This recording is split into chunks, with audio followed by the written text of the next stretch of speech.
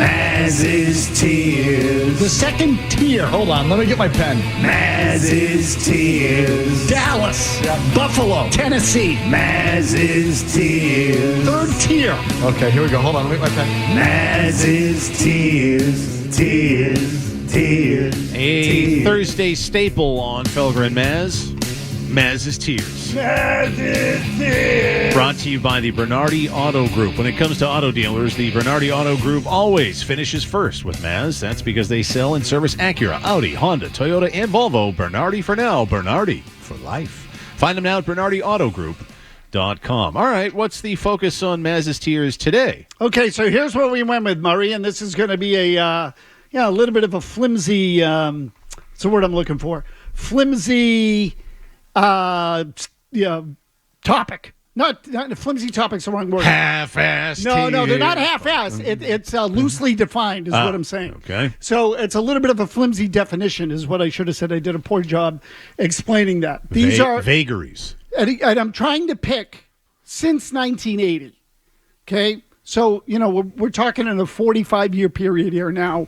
The worst eras in Boston sports history. So what I'm getting at is we've done, for example, worst coaches, worst managers, worst seasons, most disappointing seasons. We've done things like that. But there are certain pockets of team history in the last 45 years that we would all agree are the darkest in Boston history in that period of time. And so I tried to limit it to those. And, we can give them names if you want. We're going to start with Tier 3, work up to Tier 1. Because as you pointed out in the last segment, Murray, we're in a couple. We might be in a couple of them right now. Yeah. But let's start with Tier 3, okay? And again, these aren't the worst of the worst.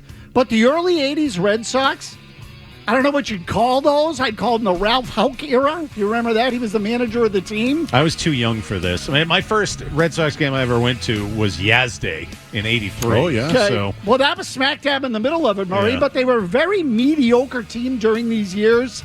59 wins, 89 wins, 78 wins, 81 wins. A lot of 500 type product, very uninspiring. They finished 5th, 6th, 5th, 4th.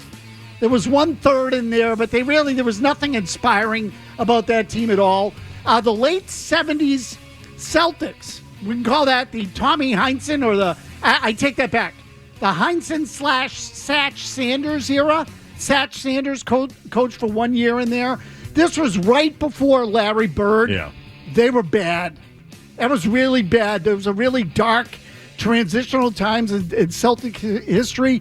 Remember when Bird got here, they literally went from worst to first. So those couple of years before were really bad. And this one's a little bit of a stretch. But work with me. The Pete Carroll Patriots, they were coming off a Super Bowl. He inherited a good team. They had a couple of Hall of Famers in there. They had some terrific, or at least one Hall of Famer. Ty Law was on that team. Now, this is like peak Jim caring about the Patriots, maybe a little too much, where a loss would ruin like 2 weeks for me. But so these were wasted years. 10-6, 9-7, 8-8. And I will tell you personally, that last year at 8-8, I'm like, I can't do this anymore. Like it was getting bad. So Pete Carroll came out of it with a winning record, but most people remember that as a bad time. Oh, yeah. Okay, I would be one of those people. That's how it's remembered. Anyway, that's Tier 3. We start getting a little tougher now. And when I say tougher, meaning they're more clearly defined bad eras in recent Boston history. So Tier 2, this one's a relatively small tier. When Boston fails, it fails spectacularly. Patriots in the early 80s, which you could call the Earhart, Meyer years, Ron Earhart, Ron Meyer, maybe the Ron years. Again, deteriorating team. It deteriorated under Earhart. They got a little bit better under Meyer there, but he was despised by his players. This all led up to Raymond Berry and the Super Bowl in '85, but the years before were disappointing, sour, not very good. The Celtics of the late 90s, this is a sneaky bad one. The Pitino years, if you will, but it really goes more than that. ML Carr, the end of Chris Ford, but Pitino will be the face of it.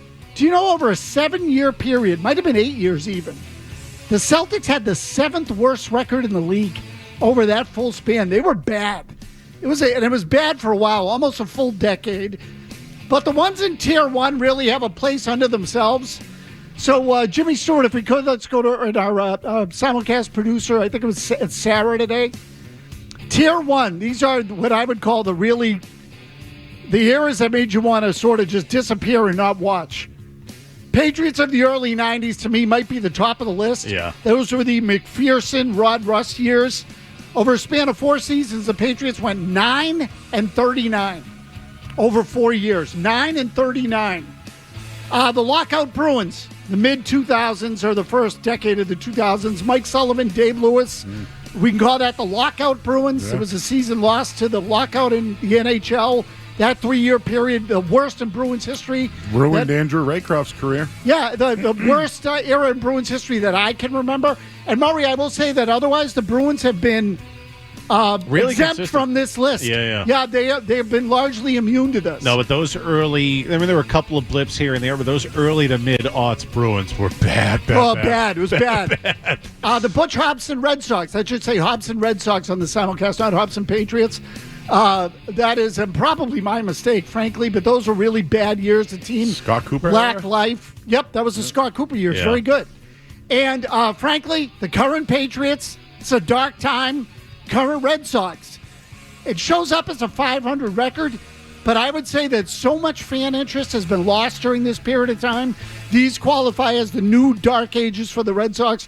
Those are your worst years in the last 45 years of Boston. And I would call this era of the Patriots the Robin Glazier era of the Patriots. Very good. Very good. I meant to ask you that. Very good.